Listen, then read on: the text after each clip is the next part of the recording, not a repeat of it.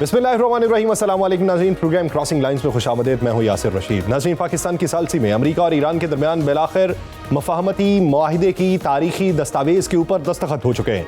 वज़ीर-ए-आज़म शहबाज शरीफ ने कहा है कि माहिदा फौरी तौर पर नाफिजुल अमल हो चुका है। हुकूमती बयान के मुताबिक माहिदे के इब्तदाई इक़दाम में ईरान की जानिब से आबनाए हरमुज़ को फौरी तौर पर खोलना और अमेरिका की तरफ से बहरी नाकाबंदी ख़त्म करना शामिल है।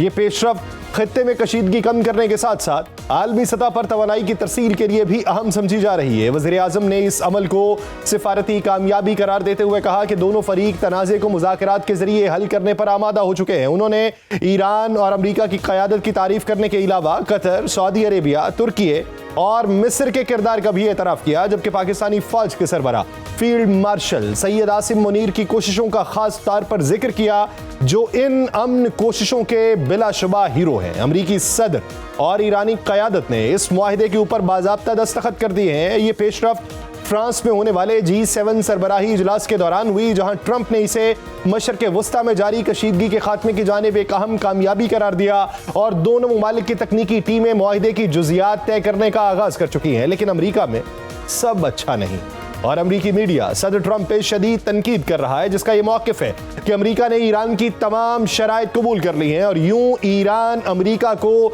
शिकस्त देने में कामयाब रहा है। ये ईरानी या यूरोपीय मीडिया का दावा नहीं, बल्कि अमरीका के मीडिया के बासर इदारे ईरान की वाज़े फतह की बात कर रहे हैं। 14 निकात पर मुश्तमिल इस मुफाहमती याददाश्त में ईरान के जौहरी हथियार हासिल न करने की यकीन दहानी शामिल है, जबकि मुल्क की तामीर नौ के लिए $300 अरब के फंड्स का भी जिक्र किया गया। लेकिन इस फंड की शराइत और इसके अमली इत्तलाक के हवाले से इबहाम अब भी मौजूद है।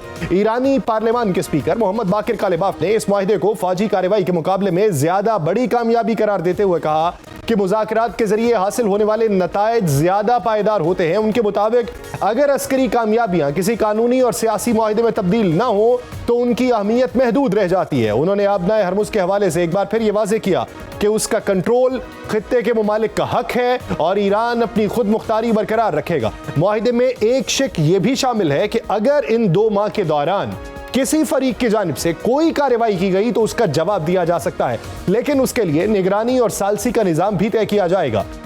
मोहम्मद बाकिर कालिबाफ के मुताबिक इस हवाले से मुआहिदे के निगरानों और मुमकिना सालिस मुमालिक पर इत्तफाक होना बाकी है।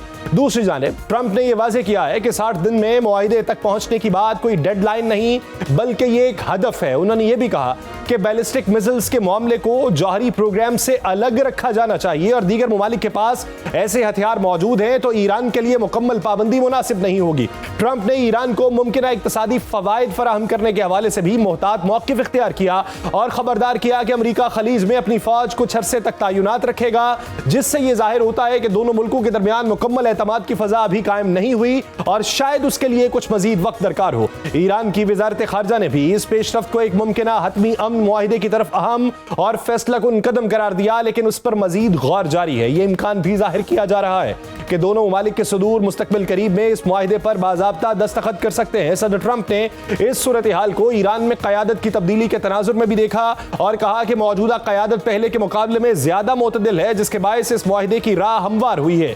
यूं खित्ते में कशीदगी तो कम हुई, लेकिन मुआहिदे के कुछ पहलू अब भी मुबहम है। यूं एक बार फिर यह सवाल पैदा हुआ है कि आया दोनों फरीक तयशुदा निकात पर मुस्तकिल अमल दरामद कर पाएंगे या नहीं, क्योंकि यही चीज इस मुआहिदे की कामयाबी या नाकामी का तयन करेगी। अमेरिका के तनाजुर में इस मुआहिदे का सबसे अहम नुक्ता यह है कि ईरान ने जौहरी हथियार ना बनाने और ना हासिल करने का अहद किया है। यह वो शर्त थी जिसे सदर ट्रंप जंग के आगाज से ही अपनी सबसे अहम तरजीह करार देते आए। उसके साथ एक अहम तब्दीली यह भी सामने आई कि ईरान के अफजूदा यूरेनियम को मुल्क के अंदर ही बैनुल अक़वामी जौहरी तवानाई एजेंसी की निगरानी में कमजोर किया जाएगा। हालांकि इब्तदाई अमरीकी मुतालिबा उसे मुल्क से बाहर मुंतकिल करने का था। दूसरा बड़ा नुक्ता आबनाए हरमुज़ से मुतल्लिक है, जो इस पूरी कशीदगी का नुमाया तौर पर सबसे हसास पहलू रहा। मुआहिदे के मुताबिक इब्तदाई 2 माह तक आबनाए से गुजरने वाले जहाजों से कोई फीस वसूल नहीं की जाएगी, लेकिन उसके बाद ईरान और खलीजी ममालिक मिलकर फैसला करेंगे कि मुस्तकबिल का निजाम क्या होगा। ईरानी क़यादत की जानिब से एक से ज्यादा बार यह वाज़ेह किया जा चुका कि आबनाए हरमुज़ जंग से पहले वाली हालत में वापस नहीं जाएगी और ईरान अपनी खुद मुख्तारी के तहत खिदमात के एवज फीस वसूल करता रहेगा। यह बयान दरअसल आने वाले मुमकिना तनाज़े की झलक है, क्योंकि अमरीकी हुकाम खुद भी ये एतराफ़ कर रहे हैं कि खलीजी ममालिक किसी ऐसे निज़ाम को कबूल नहीं करेंगे जिसमें टॉल या फीस आयद हो। उधर अमरीकी और यूरोपीय हल्के इस ख्याल से मुत्तफिक नहीं और इसे बैनुल अक़वामी बहरी कवानीन की खिलाफ वर्जी करार देते हैं और ये इख्तलाफ मुस्तकबिल में एक नए तनाज़े को जन्म देगा, क्योंकि अगर फीस नाफिज होती है तो उसे सिर्फ मुआशी नहीं बल्कि पॉलिटिकल स्टेप समझा जाएगा। एक और अहम पहलू यह है कि कई माह से खलीज के पानियों में फंसे हुए तकरीबन 500 बहरी जहाज और 20,000 मल्लाह अब तक गैर यकीनी सूरत हाल से दोचार हैं। कुछ जहाजों ने हरकत शुरू की है, कुछ ने सिग्नल्स ऑन किए हैं, जबकि कुछ खामोशी से गुजरने की कोशिश कर रहे हैं। खामोशी ऐसी कि अपने सिग्नल्स को बंद कर दिया गया है, लेकिन मजमूई तौर पे बहरी ट्रैफिक अभी तक मुकम्मल तौर पे बहाल नहीं हुई। माहिरीन के मुताबिक मसला सिर्फ रास्ता खुलने का नहीं बल्कि एतमाद बहाल होने का भी है। जहाजों के मालिकान, इंश्योरेंस कंपनीज और चार्टर्स सब मोहतात है। कुछ कंपनी सिक्योरिटी का मुतालिबा कर रही हैं, जबकि अमले के अरकान इजाफी मुआवजे की बात कर रहे हैं। इसका मतलब यह है कि खतरा खत्म नहीं हुआ, सिर्फ उसकी शिद्दत ही कम हुई है। इसके साथ ही एक और तकनीकी मसला भी मौजूद है और वो है समुद्री बारूदी सुरंगों का खदशा। अगरचे उनकी मौजूदगी की बाज़ाब्ता तस्दीक नहीं हुई, लेकिन यह इम्कान जाहिर किया जा रहा है कि आबना हरमुज के कुछ हिस्सों में खतरात मौजूद हो सकते हैं। इसीलिए फ्रांस और बरतानिया ने बारूदी सुरंगें हटाने के लिए एक बहरी मिशन की बात की, जबकि अमेरिका भी अब अपनी सलाहियत की फराहमी पर जोर दे रहा है।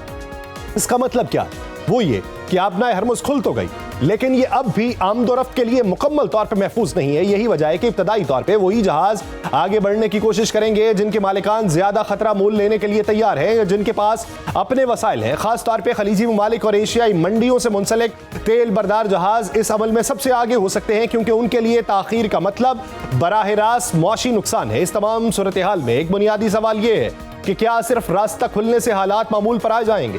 माहिरीन का जवाब वाज़ेह है कि नहीं, क्योंकि जहाजों के अमले की तब्दीली, सप्लाई चेन की बहाली, तेल के ज़खायर की दोबारा तरतीब और नए तजारती मुआहिदों की तश्कील में कुछ वक्त जरूर लगेगा। अंदाजा है कि तेल की तरसील को मुकम्मल तौर पे मामूल में आने में 4 से 6 माह लग सकते हैं, जबकि कुछ जहाजों को यूरोप पहुंचने में 1 से ज्यादा माह का वक्त दरकार होगा। यह जिक्र करना अहम है कि गुज़श्ता कुछ अरसे के दौरान कई ममालिक और कंपनीज मुतबादिल रास्तों की तरफ जा चुकी हैं और वो अब फौरी तौर पे पुराने रास्तों पर वापस आने में हिचकिचाहट महसूस करेंगे। उसका मतलब यह है कि आलमी तवानाई की मंडी में अचानक नहीं बल्कि बतदरीज इस्तेहकाम पैदा होगा। तीसरा और शायद सबसे मुतनाज़े पहलू 300 अरब डॉलर के तामीर नौ फंड का है। अगरचे ट्रंप मुआहिदे की दस्तावेज मीडिया में जारी होने से पहले इसे एक फेक न्यूज करार देते रहे, लेकिन अब यह मुआहिदे का हिस्सा है। अमरीकी हुकाम का कहना है कि अमरीका इस फंड के लिए एक पैनी भी अदा नहीं करेगा और उसका इन्हसार ईरान के रवैये पर होगा। दूसरी तरफ ईरान को जंग में होने वाले नुकसानात का तखमीना तकरीबन 270 अरब डॉलर लगाया जा रहा है, जो इस फंड की अहमियत को मजीद बढ़ाता है। यह फंड इसलिए भी अहम है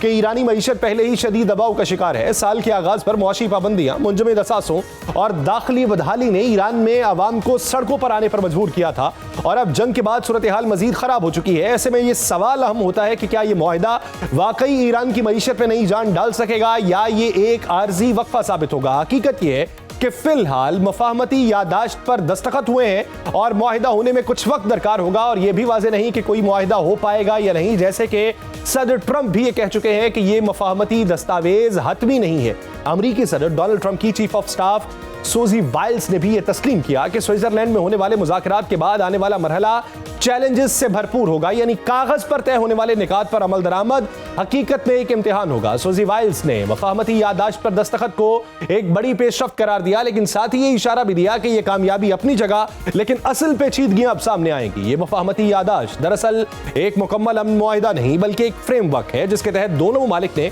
ज्यादा से ज्यादा 60 दिन के अंदर एक हतमी तस्वीर तक पहुंचने पर इत्तफाक किया है। अगर जरूरत पड़ी तो इस मुद्दत में तौसी भी की जा सकती है, लेकिन इस दौरान एक अहम शर्त यह है कि तमाम महाजों पे जारहाना कार्रवाइयां रोक दी जाएंगी। इसका बज़ाहिर मतलब यह कि जंग बाज़ाब्ता तौर पर रुक चुकी लेकिन खत्म अभी नहीं हुई। इसी मुआहिदे में एक बुनियादी उसूल यह शामिल किया गया कि दोनों ममालिक एक दूसरे की खुद मुख्तारी और इलाकाई सालमियत का एहतराम करेंगे और एक दूसरे के दाखिली मामलात में मुदाखलत से गुरेज करेंगे। बज़ाहिर यह कि रिवायती सिफारती जुमला है, लेकिन मफाहमती दस्तावेज में शामिल इस शिक्स की अहमियत इसलिए गैर मामूली है कि दोनों ममालिक की जानिब से बरसों से एक दूसरे पर असरअंदाज होने की कोशिशें जारी हैं। इस पूरे मामले में एक और पेचीदगी लेबनान के महाज पर दिखाई दे रही है। ईरान ने वाजे किया है कि लेबनान में इजराइल की मौजूदगी मुआहिदे की खिलाफ वर्जी होगी।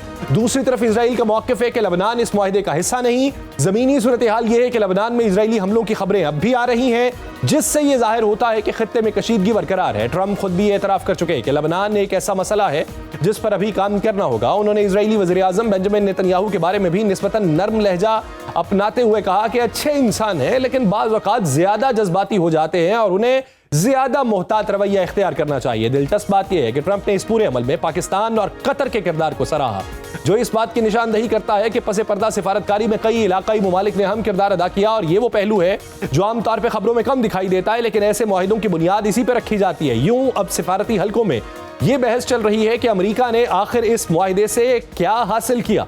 ईरान तो पहले ही जौहरी अफजूदगी रोकने पर तैयार था और इस हवाले से ईरान के शहीद supreme leader Syed Ayatollah Ali खामनाई का फतवा भी मौजूद है। जबकि आबना हरमुज जंग से पहले बहाल ही थी, तो ये ईरान के लिए तो विन विन सिचुएशन है, क्योंकि ईरान अपनी शराइत बनवाने में कामयाब रहा और उसने अपनी खुद मुख्तारी, अपने मौक़िफ़ और अपने इलाकाई असर व रसूख पे कोई समझौता नहीं किया। और अमरीकी मीडिया शायद इसीलिए सदर ट्रंप से नाला है। यूं ये मुआहिदा बज़ाहिर एक इख्तिताम जरूर है, लेकिन दर हकीकत एक नया आगाज है। अगले 2 माह दोनों ममालिक के मुज़ाकरातकारों के लिए आसान साबित नहीं होंगे, क्योंकि खित्ते में कशीदगी खत्म करने के लिए अहम यह है कि दोनों मुल्क मफाहमती यादाश्त में मौजूद निकात पर उनकी रूह के मुताबिक अमल करें, ताकि खित्ते में अमन कायम हो सके। इसी मंजरनामे में बात की जाएगी, लेकिन एक शॉर्ट ब्रेक के बाद कहीं नहीं जाएगा।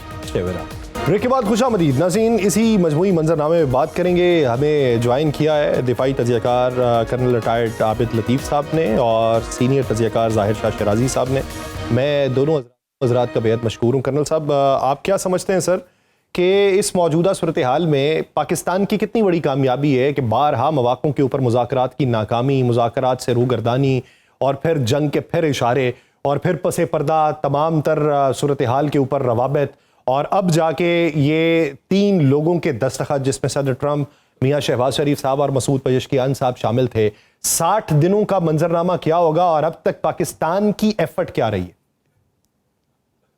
जी, बहुत शुक्रिया मुझे इनवाइट करने के लिए। जी देखिए, ये एक बहुत ही, मैं समझता हूँ जी कि एक कंसेंट्रिक और बहुत ही एक ऐसी एफर्ट थी जो तकरीबन 100 डेज जब से ये मामला शुरू हुआ, वो पाकिस्तान ने इसमें एफर्ट की है। और जो हमारी लीडरशिप है जी, जिसमें हमारे प्राइम मिनिस्टर हैं, हमारे CDF हैं, उन्होंने जिस तरह से एक बहुत पॉजिटिविटी के साथ और न्यूट्रलिटी के साथ, क्योंकि न्यूट्रलिटी इसलिए मैं कह रहा हूँ जी कि जो स्पॉइलर है हमेशा से उसकी कोशिश होती है कि जब भी ऐसे कोई नेगोशिएशंस में हेल्प कर रहा हो, फैसिलिटेट कर रहा हो या मीडिएट कर रहा हो, तो फिर एक मीडिएशन डायलेमा क्रिएट किया जाता है। यानी कि ये दुनिया को बताया जाता है कि जो मीडिएशन कर रहा है ये actually that party is not fair और किसी एक पार्टी की तरफ उसका टिल्ट है। तो अल्हम्दुलिल्लाह, क्योंकि पाकिस्तान का जो ट्रस्ट है पाकिस्तान पे, वो दोनों को था, दोनों पार्टीज को था, बल्कि आपस में तो आपको पता है कि उनका बहुत बड़ा एक ट्रस्ट डेफिसिट था। और उसकी रीजंस हैं, उसकी रीजंस हिस्टोरिकल भी हैं, इकोनॉमिक भी हैं और रीजनल भी हैं। और सबसे बड़ी उसकी रीजंस जो है वो जो स्पॉइलर है इजराइल, वो है क्योंकि इजराइल का जो आप कह लीजिए पॉलिटिको स्ट्रेटेजिक ऑब्जेक्टिव इस पूरे मिडिल ईस्ट के अंदर है, वो एक्चुअली सारी की सारी स्टेट्स को बिल्कुल डिफंक्ट करना है, जो मिडिल ईस्ट की स्टेट्स हैं, अरब मुल्क हैं जो उसके करीब हैं, और उनको फेल्ड स्टेट में कन्वर्ट करना है, ताकि उसके लिए वो एक जो सिक्योरिटी बिनाइन सिचुएशन क्रिएट हो जाए, जो उसका अपना एक पॉइंट ऑफ व्यू है। तो ऐसी सूरत हाल में पाकिस्तान ने जिस तरीके से जी ये अपना एक बहुत ही एक कंसेंट्रिक डिप्लोमेसी का, जिसको हम आप शटल डिप्लोमेसी नहीं बल्कि मैं इसको प्रॉक्सिमिटी डिप्लोमेसी कहता हूँ, क्योंकि इस प्रॉक्सिमिटी डिप्लोमेसी में आप अगले के जो एहसासात हैं दोनों साइड्स के, उनका भी ख्याल करते हैं, आप न्यूट्रलिटी भी रखते हैं और आप आउटरीच करते हैं ताकि किसी भी तरीके से ये जो मामला है ये हल हो जाए। क्योंकि मामला जो था वो खाली 2 मुल्कों का नहीं था जी, मामला जो था वो खाली अरब क्वेश्चन का नहीं था, मामला पूरी दुनिया के एनर्जी रिसोर्सेज का था।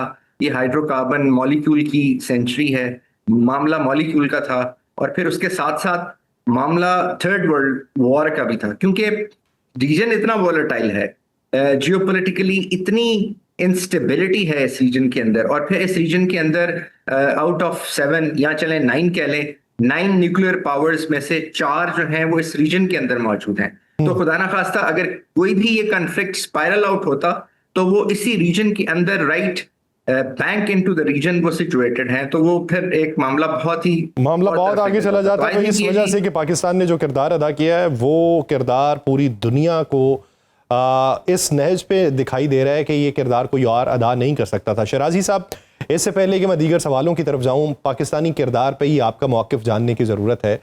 आप क्या समझते हैं कि इस वक्त पाकिस्तान किस मोड़ पे खड़ा है और यहाँ से जो अगला सफ़र है वो कितना पेचीदा मुश्किलात को सामने रख के है या फिर कितना आसान दिखाई देता है?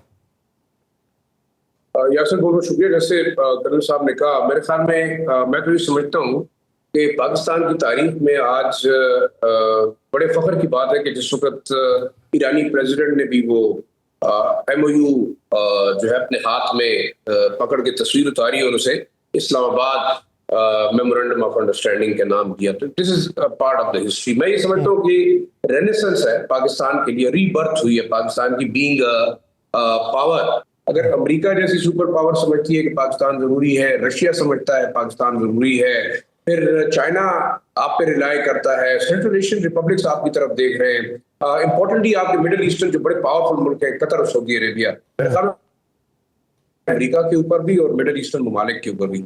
मैं ये नहीं समझता कि शायद ये उनके फायदे के लिए की, बल्कि लिए दुनिया को बचाने के लिए। और वर्ल्ड वॉर 3 को हमने बाकायदा डिफ्यूज करके न्यूट्रलाइज कर दिया। अब आपने अपने इंटरव्यू में बात की कि आगे क्या होगा। मैं ये समझता हूँ कि ना अमेरिका चाहता है कि ये जंग कंटिन्यू रहे, ना ईरान चाहता है ये जंग कंटिन्यू रहे। बेशक आपने देखा कि रिपब्लिकन के जो सेनेटर्स हैं उन्होंने फौरन ही जो है क्रिटिसिज्म शुरू कर दिया कि आज सदर रेगन की जो रूह है वो तड़प रही होगी जिस तरीके से ये एग्रीमेंट हुआ है, क्योंकि ईरान को आप $300 बिलियन भी दे रहे हैं, ईरान को आप अनलिमिटेड ऑयल सप्लाई या ऑयल सेल की इजाजत भी दे रहे हैं, फिर आप उसको एक कोऑर्डिनेशन की भी इजाजत दे रहे हैं, और वो इंटरेस्ट जो सर्व होने थे कि ईरान जो है न्यूक्लियर एनरिचमेंट खत्म करेगा, बैलिस्टिक मिसाइल खत्म करेगा या नहीं। लेकिन एक चीज आपने देखा कि नेतन्याहू साहब जो कि बड़े शायद अभी भी ऑप्टिमिस्टिक थे कि अमेरिका को दोबारा ड्रैग इन करेंगे और ये जंग जारी रहेगी, क्योंकि उनका फायदा इस जंग को एक्सपेंड करने में। लेकिन सबसे बड़ी कामयाबी मैं समझता हूँ जंग की 2 हमें जो नजर आती है वो है इसराइल के जो एक्सपेंशनिस्ट डिजाइन थे उनको एक बहुत बड़ा ब्रेक लगा है।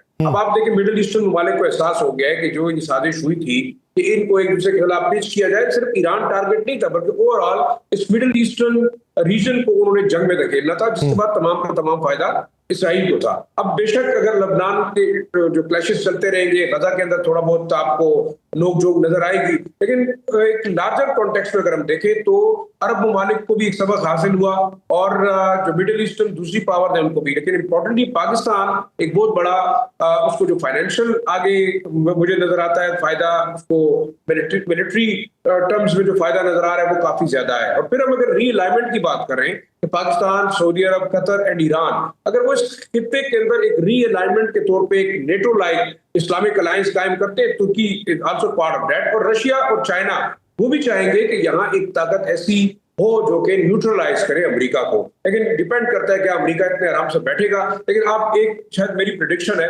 गलत हो सकती है, but I feel middle eastern जंग जिसके अंदर ट्रंप ने अमेरिका को धकेला, बेशक नेतन्याहू के कहने पे किया, उनके कोएर्शन पे किया या अमेरिकन इंटरेस्ट की खातिर किया, अपनी साख बचाने की खातिर किया, लेकिन दिस इज आई बिलीव कि fall of the great empire. 250 साल बाद अमेरिका को जितना बड़ा धचका मिडिल ईस्ट जंग में लगा है तो रूबा सवाल जो है वो अमेरिका होता हुआ दिखाई दे रहा है। कर्नल साहब, जिस तरीके से शराजी साहब ने भी तस्करा किया कि रिपब्लिकन्स जो हैं वो ये कह रहे हैं कि रेगन की रूह कांप रही होगी, इस वक्त अगर आप अमेरिकी मीडिया को देखें तो वो सारे तो यही कह रहे हैं कि ये तो ईरान की फतह हो गई, अमेरिका ने शिकस्त तस्लीम कर ली। हालांकि वही इस जंग के आगाज़ के ऊपर डोनाल्ड ट्रंप को ये कह रहे थे कि आपने गलत अंदाजे लगाए। तो अब अमेरिकी मीडिया की मुखालिफत वो किस हद तक बर्दाश्त हो पाएगी और इस मुआहदे के ऊपर कायम रहने के लिए अमेरिकी मीडिया का किरदार किस हद तक आम रहेगा?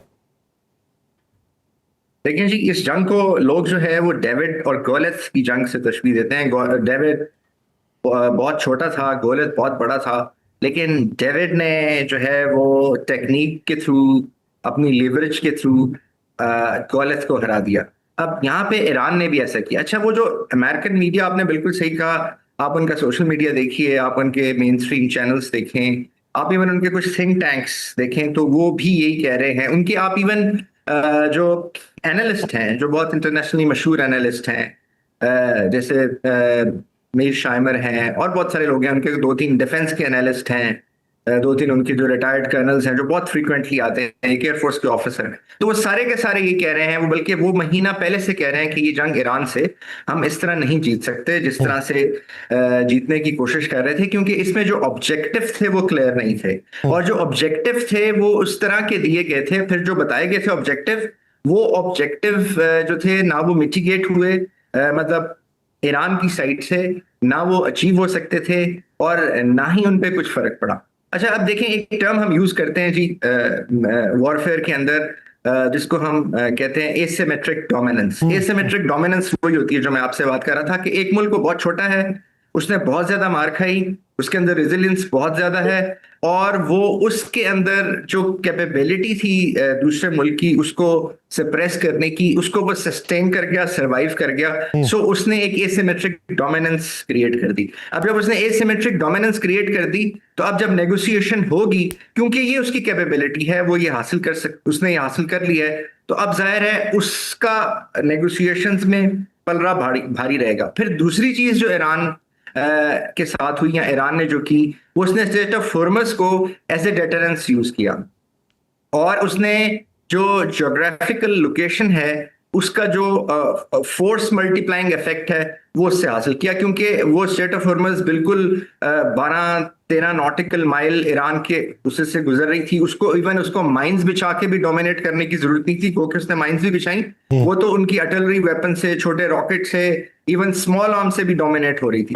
सो इस तरह से जो यूज उसका हुआ, उसने आई थिंक ईरान को एक बड़ी डोमिनेंस दी। और जो उनका मीडिया ये कह रहा है, अब सवाल ये है कि क्या ट्रम्प साहब इस जो ये क्रिटिसिज्म हो रहा है इसको वो कैसे लेंगे। तो ट्रम्प साहब ने ऑलरेडी, आपको पता है, उन पे किसी चीज का असर नहीं होता, वो सुई जेनरस पर्सनैलिटी हैं, उनको आप प्रिडिक्ट नहीं कर सकते, फिर वो हर चीज को डिनाई कर देते हैं। उन्होंने ऑलरेडी इसको, इस जो वहां पे जो खबरें चल रही हैं उसको उन्होंने ये कह के सेट असाइड कर दिया है कि इन लोगों को समझ नहीं आ रही है, मैंने तो एक्चुअली बहुत कुछ अचीव कर लिया है, और एक्चुअली द बेस्ट जो सोल्यूशन हो सकता था, द बेस्ट पॉसिबल जो चीजें हो सकती थी अमेरिका के लिए, वो मैंने की हैं। और उसकी वो मिसालें भी दे रहे हैं, अभी आज से आधा घंटा पहले भी दे रहे थे कि आप स्टॉक एक्सचेंज को देख लीजिए, आप फ्यूल की प्राइस देख लें, आप बिजनेस दोबारा वापस आ रहा है, और अब सारी चीजें ठीक हो रही हैं। तो दिस इज द इंडिकेशन, क्योंकि वो बिजनेसमैन है तो वो जियोपॉलिटिक्स के साथ साथ बिजनेस एंगल से भी चीजें देखते हैं। तो आई थिंक उन पे मेरा ख्याल है कोई खास फर्क इसलिए भी नहीं पड़ेगा कि उन्होंने अब दोबारा इलेक्ट होना या वो नहीं आना, दोबारा इलेक्ट होके आना नहीं, लेकिन खास फर्क नहीं पड़ता, लेकिन पॉलिटिकल नुकसान पार्टी को तो मिलेगा ना, तो वो किस तरीके से भुगतेगी। शिराजी साहब, आप क्या समझते हैं, ये जो इलेक्ट्रॉनिकली सिग्नेचर्स हुए हैं, इसके बाद तो प्राइम मिनिस्टर पाकिस्तान का जो दौरा जनीवा है वो तो मनसूख हो चुका, तो क्या जनीवा के अंदर कल कुछ होना है? क्योंकि जो वजारत खारजा के तर्जुमान हैं ईरान के बकाई साहब, उनका ये कहना है कि शेड्यूल के मुताबिक हम जनीवा जाएंगे, तो फिर शेड्यूल के मुताबिक जनीवा में मकासद क्या होंगे?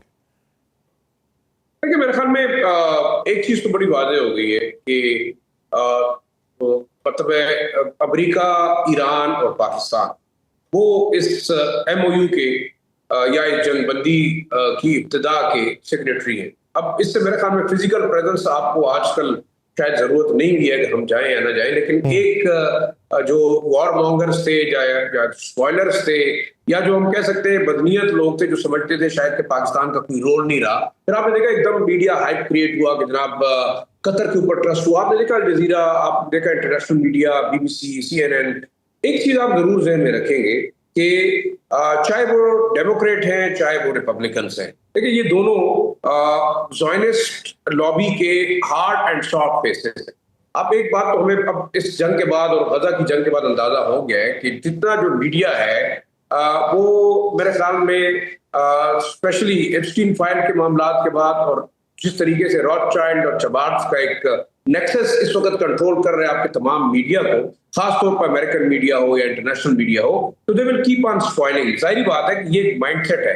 अभी भी आप देख रहे हैं कि जितने टॉप मोस्ट एडिटर्स, हम सबकी बात नहीं करते, ऑब्जेक्टिविटी का जो दर्स मुझे और आपको CNN देता रहा, BBC देता रहा, वेरी ओपन, क्योंकि मैंने इनके साथ काम भी किया काफी अर्से तक। लेकिन जो उनके स्टैंडर्ड्स थे ऑब्जेक्टिविटी के, न्यूट्रलिटी के, या जो मीडिया का जो रोल था उसके ऊपर, मेरे ख्याल में वो डिफरेंट है। दे कम टू अफगानिस्तान, पाकिस्तान, और यहाँ जिस तरीके से APS को उन्होंने दिखाया, जिस तरीके से हमारे जो है यहाँ डिस्ट्रक्शन दिखाई, तो वो अपने लिए उनके टर्म्स एंड कंडीशंस हो रहे। तो मैं ये समझता हूँ कि यस, ट्रम्प विल फेस, लेकिन आपने देखा कि ट्रम्प किसी की नहीं सुनता। जैसे कल साहब ने कहा कि वो on the face of you आपको कहता है कि यू आर, मतलब ये कि टोटली किस टाइप का मीडिया है आपका और आप किस तरीके से बात करते हैं, तो लिहाजा फर्क नहीं पड़ेगा। अब आखिरी चीज जो फ्यूचर अगर हम देखें, क्या वाकई 60 डेज के अंदर कोई बड़ी चीज होगी? मैं ये समझता हूँ कि टर्म्स एंड कंडीशंस और मॉडलिटीज ऑलरेडी डिसाइडेड है। अमेरिका नहीं चाहता कि वो मजीद इस अनवांटेड जंग के अंदर जाए। बेशक जैसे कल साहब ने कहा कि जी अब बिजनेस ओरिएंटेड जो सोच है ट्रम्प की, वो नवंबर से पहले जो इलेक्शन, प्री इलेक्शंस होंगे अमेरिका के अंदर, वो उसको भी कैश करने की कोशिश करेंगे मेरे ख्याल पे। और जैसे ऑयल प्राइसेस कम होंगी, गैस प्राइसेस कम होंगी, अमेरिकन इन्फ्लुएंस बिजनेस के अंदर काफी ज्यादा होगा, अपना हुर्मुज़ खुलेगी, तमाम आपके जो अलाइज है वो खुश हो जाएंगे। लेकिन एक चीज जरूर हुई है, मैं ये भी बार बार कहते हैं हम लोग, मिडिल ईस्ट के अंदर अमेरिकन इन्फ्लुएंस को एक बड़ा धचका लगा है, और ये शायद अमेरिकन पॉलिसी मेकर्स के लिए दोबारा इस रीजन को रीगेन करना बड़ा मुश्किल होगा। उसकी दो वजूहत है। एक, ईरान बेशक अगर वो इस खित्ते की बड़ी पावर नहीं है, लेकिन इतनी पावर जरूर है कि जो रेजिस्ट कर सकता है। अब तक तो आप रेजिस्ट नहीं कर रहे थे। आप देखें UAE, बहरीन, कुवैत, वो देवर एक्टिंग एज फ्रंट बेसिस, वो प्रॉक्सीज के तौर पे। इस वजह से वो जो एलाइज हैं, एलाइज की अपनी पॉलिसी भी और एलाइज के बारे पॉलिसी भी, वो भी तब्दील होने के इम्कानात है, और इसका इम्पैक्ट जो है वो आने वाले सालों के अंदर पड़ता हुआ दिखाई देगा। बहुत शुक्रिया जाहिर शाह शहराजी साहब इस हवाले से अपना वक्त देने के लिए। नाज़रीन, दीगर इश्यूज पे बात करेंगे एक शॉर्ट ब्रेक के बाद। कर्नल साहब हमारे साथ ही मौजूद हैं, कहीं नहीं जाएगा। Welcome back. नाज़रीन, अमेरिका की जानिब से G7 सरबराही इजलास के दौरान इंडो पैसिफिक कमांड का नाम तब्दील करके दोबारा US पैसिफिक कमांड रखना सिफारती हलकों में एक अहम और अलामती इशारा तस्वुर किया जा रहा है। ये कमान दूसरी आलमी जंग के बाद से लेकर कोरिया और वियतनाम जंगों तक और इंसानी हमदर्दी के मुतादिद सरगर्मियों में मरकजी किरदार अदा करती रही है। यूं इस कमान के पुराने नाम की बहाली एक शानदार अस्करी रिवायत की बहाली करार दी जा रही है। लेकिन सवाल ये पैदा होता है कि अगर ये सिर्फ रिवायत का मामला है तो फिर 2018 में इसी नाम को बदलने की जरूरत ही क्यों पेश आई थी?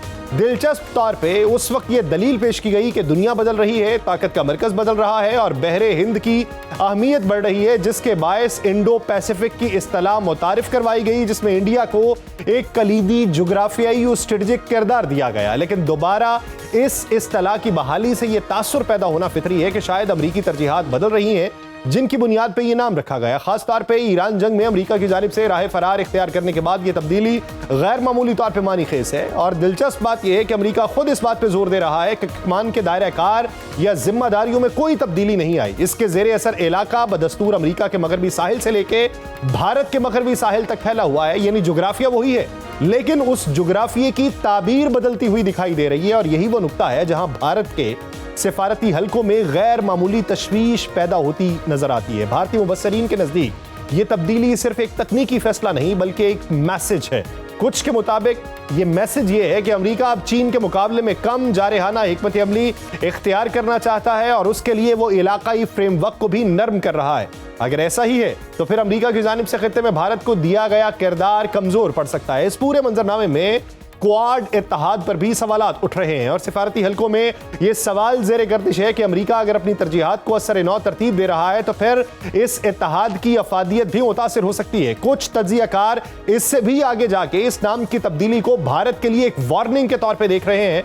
उनके मुताबिक अगर अमेरिका वाकई खित्ते में अपनी जिम्मेदारियां महदूद कर रहा है तो फिर खित्ते में तमाम तर स्ट्रेटेजिक बोझ भारत पर आ जाएगा। यह एक हकीकत है कि अमेरिका और भारत के दो तरफा ताल्लुकात गुज़श्ता एक साल के दौरान उतार चढ़ाव का शिकार रहे। तजारती तनाज़ात, टैरिफ, इमिग्रेशन पॉलिसी और खित्ते में कशीदगी जैसे अवामिल ने इस ताल्लुक को मुतासिर किया। और इस पूरे पस मंजर में कमान के नाम की तब्दीली एक बड़ी तस्वीर का हिस्सा है जिसमें अमेरिका अपनी आलमी हिकमत अमली को नए सिरे से तरतीब दे रहा है, लेकिन इस हवाले से तरजीहात वाज़ेह नहीं। इसी दौरान G7 इजलास के मौके पर ट्रंप और मोदी की मुलाकात भी हुई, जहां बज़ाहिर दोस्ताना जुमलों और तारीफों का तबादला हुआ, लेकिन पस मंजर में मौजूद पेचीदगियां अपनी जगह बरकरार रहीं।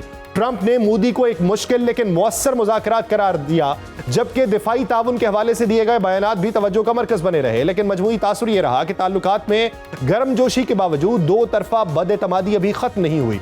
यूं इंडो पैसिफिक से यूएस पैसिफिक तक ये सफर सिर्फ अल्फाज की तब्दीली नहीं बल्कि इस बात का इशारा है कि आलमी सियासत में नई सफबंदियां शुरू होने जा रही हैं और इस बार शायद हर मुल्क किरदार का तयन खुद करेगा। इसी मंजरनामे में बात करेंगे। कर्नल रिटायर्ड आबिद लतीफ साहब हमारे साथ ही मौजूद हैं।